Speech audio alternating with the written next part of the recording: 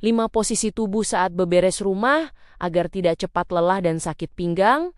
Sebelum lanjut, jangan lupa klik tombol subscribe, share, dan like ya. Boleh juga klik tombol thanks atau terima kasih. Oh iya, kalau kamu punya usul atau ide tema video berikutnya, langsung komen di bawah ya. Makasih.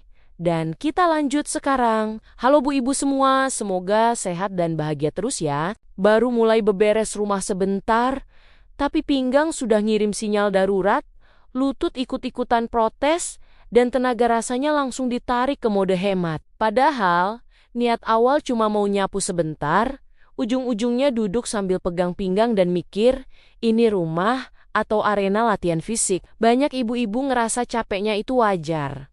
Bagian dari takdir setelah bangun subuh dan tidur larut. Padahal sebenarnya badan lagi minta tolong karena posisi tubuh saat beberes sering salah, tanpa disadari. Masalahnya, rumah tetap harus dibereskan. Cucian tidak bisa negosiasi, lantai tidak akan bersih sendiri, sementara tubuh kita dipaksa kerja terus dengan posisi yang itu-itu saja. Disinilah pentingnya tahu posisi tubuh yang benar saat beberes, bukan biar kelihatan profesional, tapi supaya kita bisa tetap kuat sampai sore tanpa drama koyo dan minyak angin. Apalagi sekarang aktivitas di rumah makin padat, ibu-ibu bukan cuma urus rumah tapi juga urus anak, urus kerja, urus segala.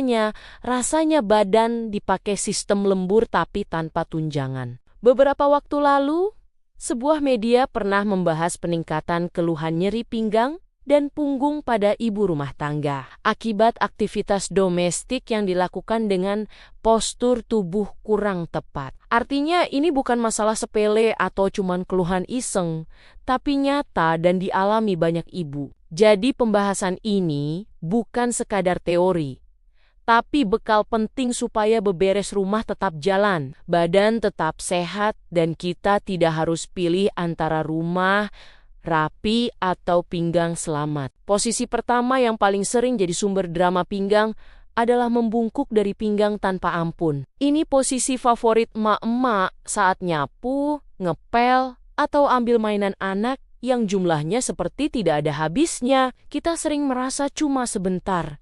Padahal, tubuh mencatat setiap detik penderitaan itu. Pinggang dipaksa kerja sendiri, sementara lutut dan paha cuma nonton. Padahal kalau lutut sedikit ditekuk dan punggung dijaga lurus, beban bisa terbagi rata. Awalnya memang terasa canggung seperti orang lagi belajar senam pagi.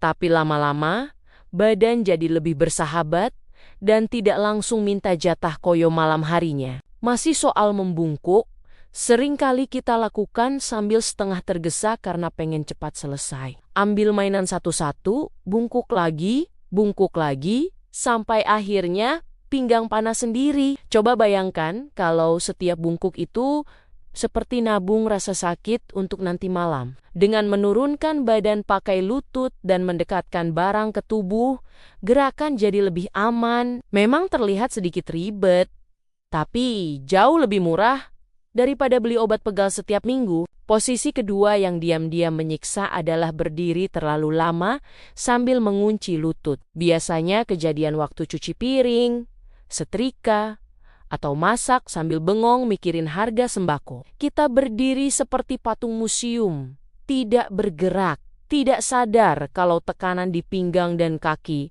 terus numpuk. Padahal, kalau sesekali ganti posisi kaki, satu kaki maju sedikit, atau disangga bangku kecil, badan bisa bernapas. Kaki tidak cepat kesemutan, dan pinggang tidak langsung protes. Ada juga kebiasaan berdiri sambil condong ke satu sisi, karena capek, satu tangan nyuci, badan miring, pinggang jadi korban. Lama-lama posisi ini bikin badan tidak seimbang, dan nyeri muncul tanpa permisi. Coba sadari posisi badan.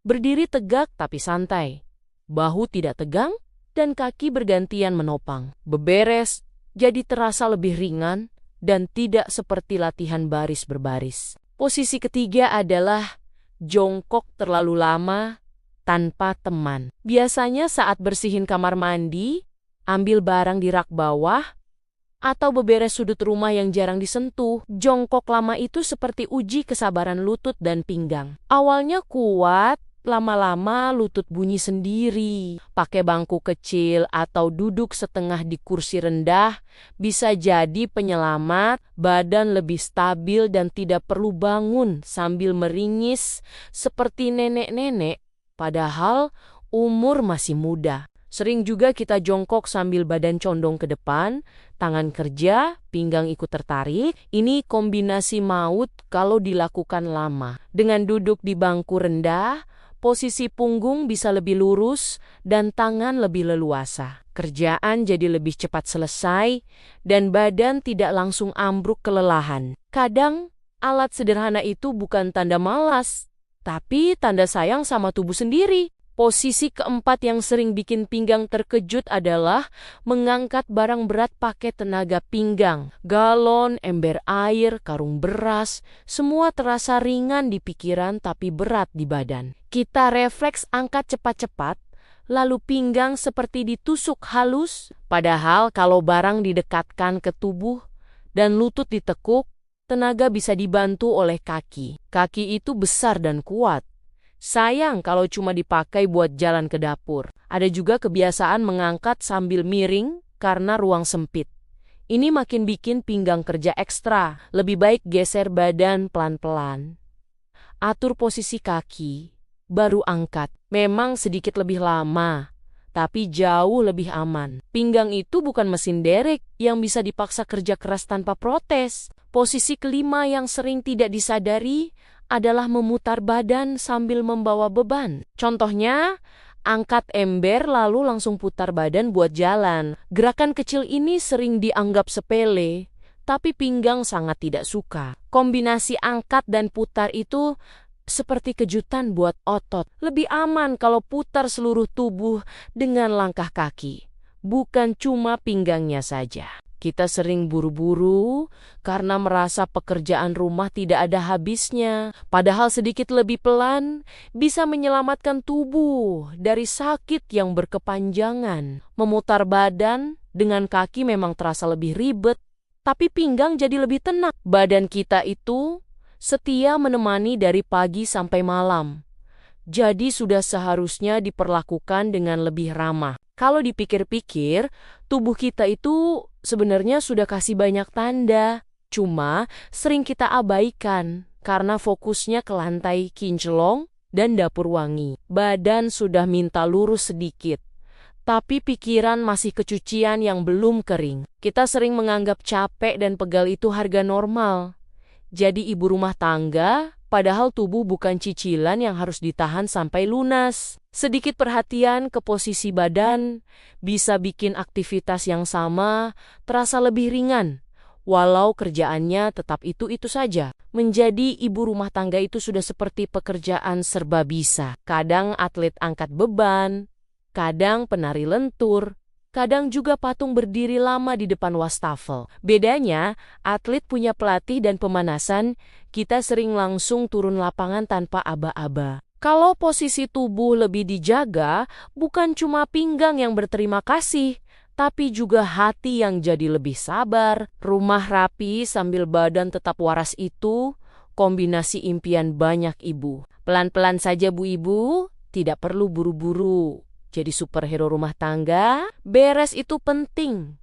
Tapi sehat itu jauh lebih panjang umurnya. Saat tubuh diperlakukan lebih ramah, aktivitas rumah bisa tetap jalan tanpa harus dibayar dengan nyeri yang dibawa sampai malam. Dari situ semangat bisa tumbuh lagi, bukan karena rumah sempurna, tapi karena badan masih sanggup diajak hidup besok dan seterusnya. Terima kasih sudah dengerin cerita dan curhatku hari ini. Sampai ketemu di video-video berikutnya. Tetap semangat Bu Ibu semua.